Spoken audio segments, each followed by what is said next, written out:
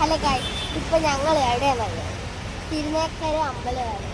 തിരുനക്കര അമ്പല ക്ഷേത്രമാണിത്. ഇവിടെ കുറേ റൈഡ് ഉണ്ട്. അത് രാത്രിയിൽ അത് ഓണാകത്തുള്ളൂ. അന്നേരം ഫാമിലി, കൂട്ടുകാർ, അങ്ങനെ ഒരുപാട് ആൾക്കാർക്ക് ഫാമിലി ആയിട്ടും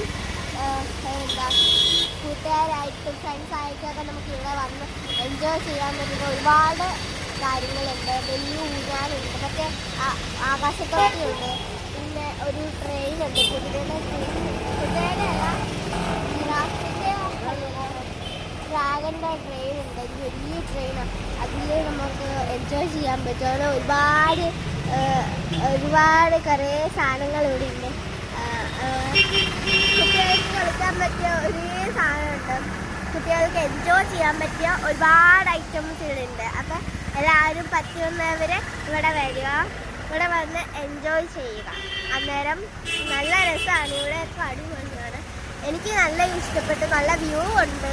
ഇവിടെ കുട്ടികൾക്ക് കളിക്കാൻ പറ്റുന്ന പാർക്കുണ്ട്. അതുപോലെ തന്നെ വലിയവർക്ക് കളിക്കാൻ പറ്റുന്ന കാര്യമുണ്ട്.